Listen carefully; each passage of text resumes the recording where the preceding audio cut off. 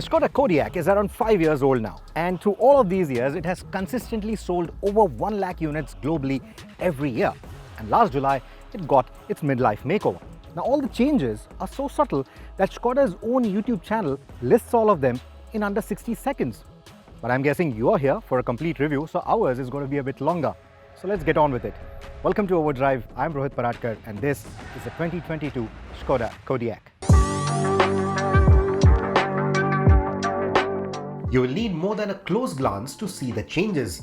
The lighting elements appear sleeker than before, and the headlight has an angular kink in its lower edge. The taillights have a contrasting upward-pointing kink that plays with the signature C motif. The bonnet now has a more raised profile, and the grille is more upright too. Remember, I keep saying that the cars based on the Volkswagen MQB platform appear smaller than you would expect. Now, because of that, the previous design of the Kodiaq made it appear like a bit of a raised version of the Octavia station wagon, the one that sold globally. And for that reason alone, they have raised the bonnet, they have made the grille a little more upright so that this car gets a more imposing face, something that goes with its SUV intent. Now, at the same time, to highlight the width of the vehicle, they've also made the bumper elements in such a way that it looks wide, it looks like a proper big car. I also like these air curtains right here. These curtains, along with the extended rear spoiler, offset any aerodynamic losses created by the taller and the more upright face of the updated car. The design hasn't affected pedestrian safety either, hence Skoda. Sadly, the Matrix adaptive LED headlight tech, which has percolated down to the Kodiaq globally, hasn't made it to the India spec model. The standard all-LED headlights work great though and are the all-weather type. The 18-inch wheels get a new design as well, which adds a bit more sophistication to the otherwise unchanged side profile. In a sea of SUVs that look like they want to bite your head off, the Kodiaq has always managed to look unique, aggressive, and at the same time a dignified car. The new one, in fact, looks a tad bit better. The cabin is largely unchanged, save for the new two-spoke steering wheel like the Kodiaq and the Octavia, and a virtual cockpit digital instrumentation with multiple layout styles, including a full-screen map for the inbuilt satellite navigation system. There are plenty of storage spaces in the cabin, and a 270-litre boot which expands to 2005 litres with all the seats dropped. So versatility is still as good as you would expect from the Kodiaq. I'm going to start off with things that I actually do not like about the updated cabin. Like, for example, if you remember the previous Kodiaq, every time you would open the door, there would be these little rubberized brackets that would come out to protect the rim or the edge of the door in case you were to hit it on something. And that, for some reason, even on the L&K, has been given a miss with the update. So if you're going to be driving your kids around to some crowded parking lots, you'll have to be a little careful. Also, this big panel, it's still done up in a piano black finish. Having driven or used this kind of a panel on the previous Kodiaq, I know how quickly it can look blemished. It's a fingerprint, dust, scratch magnet, and unfortunately they haven't changed that. On the international editions, you get different finishes, different textures to choose from, and I think they should have done that even on the India spec model. You have a virtual cockpit now, but it still can't give you a full version of the Google Maps. It will still give you the very basic turn-by-turn navigation. I think that is a bit of a missed opportunity.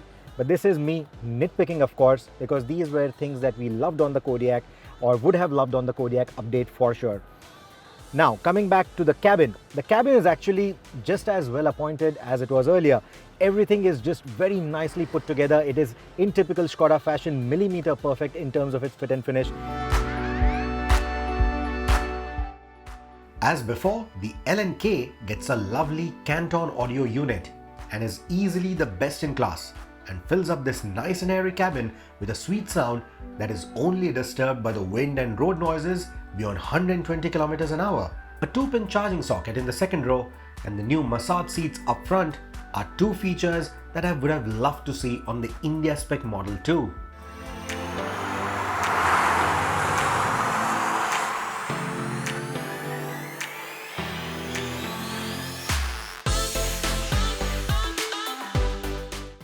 Alongside the sophisticated and smart styling cues, the cabin also leaves you with the feeling of being reassuring, safe, and well built.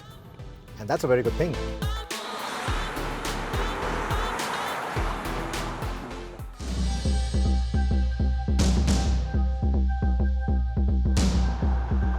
If you are the kind who needs to ferry a large family on most days but needs a healthy dash of performance when you are alone behind the wheel, we hear that the 245 PS Kodiaq RS could be considered for India. Sure, Skoda has just confirmed that the Octavia RS won't be coming to India even in 2023, given the lukewarm response received to the RS 245.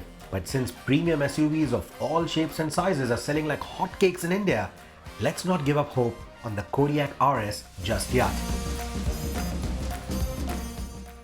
But if you are the kind who doesn't necessarily need that kind of power, then the 190 PS 2-litre, the familiar engine from the Superb, does a very good job even in the Kodiaq. Of course, it's not as snappy on the torque delivery as the 2-litre diesel was, and it needs you to rev way past beyond the 2000 RPM mark to really make good progress, especially if you are driving with a full house. But the smoothness of the engine will instantly make other 3-row SUVs in this price bracket feel old and unrefined.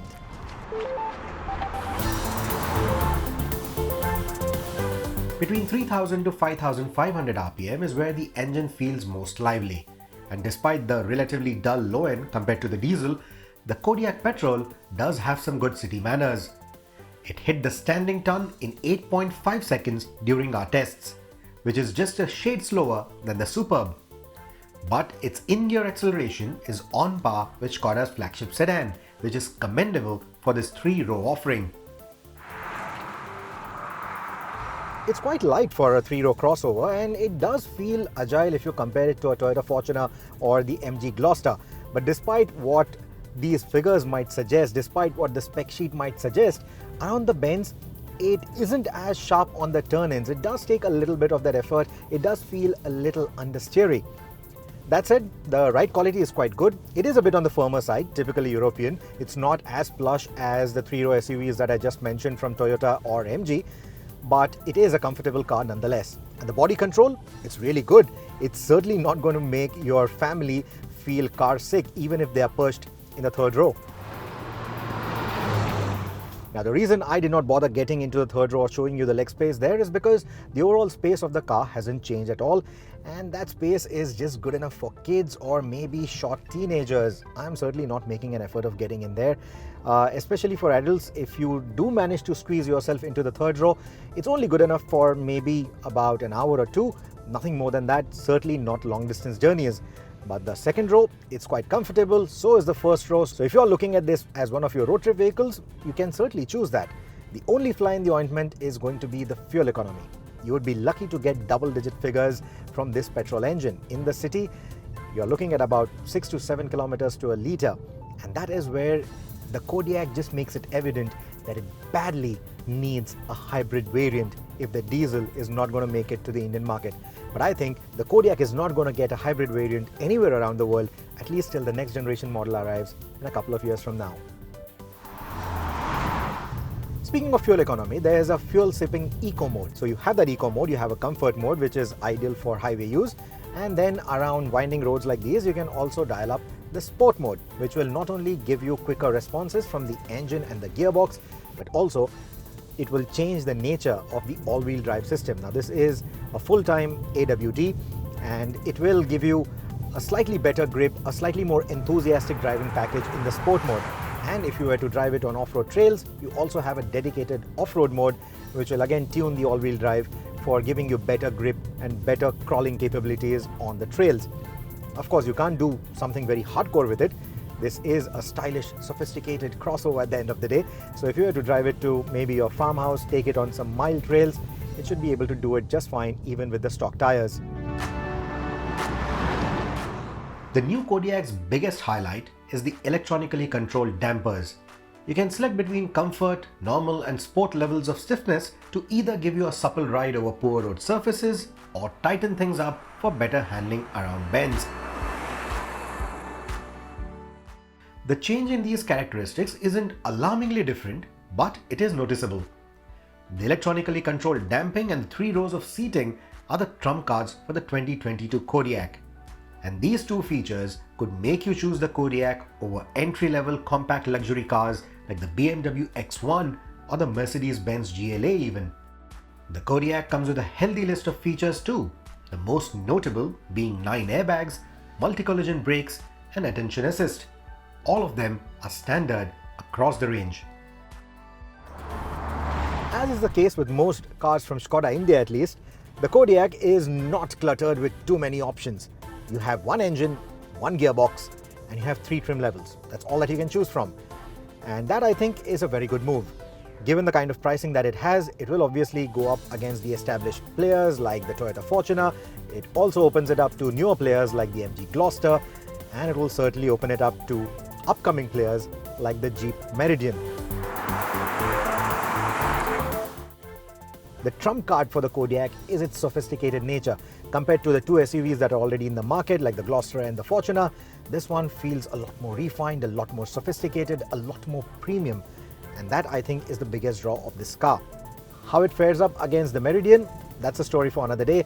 But as of now, the Kodiaq, as always, is one of the best sophisticated alternatives that you can buy in this price bracket.